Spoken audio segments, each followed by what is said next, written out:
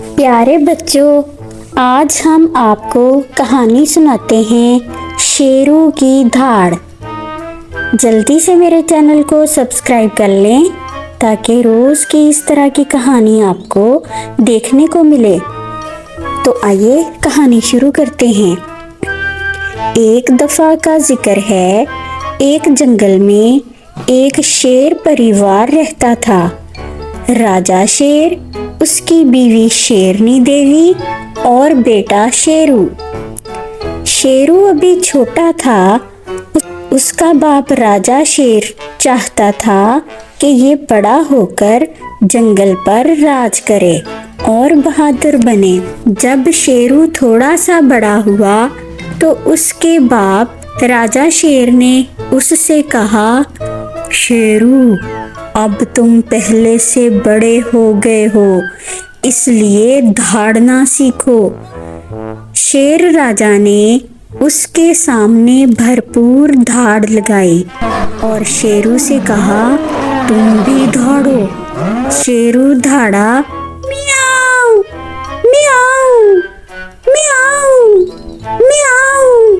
शेर राजा बहुत परेशान हुआ और बोला, शेरू, ये तुम क्या कर रहे हो?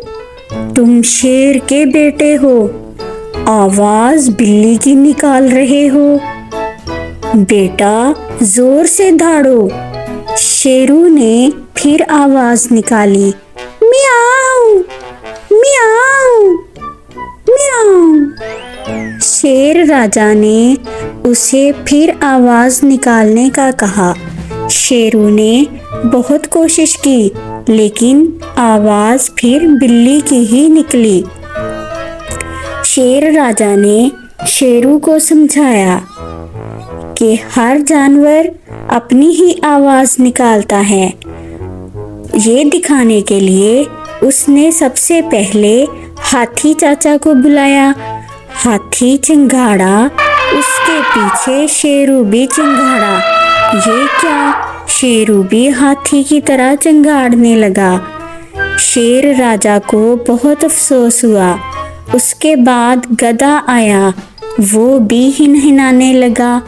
शेरू भी गधे की तरह हिनहिनाया।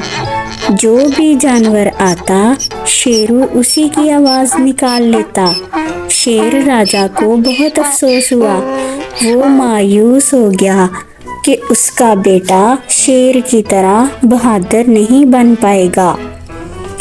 एक दिन हुआ कुछ यूं कि जंगल में शिकारी आ गए। शेरू ने उनको देख लिया और बेचैन हो गया कि क्या करूं।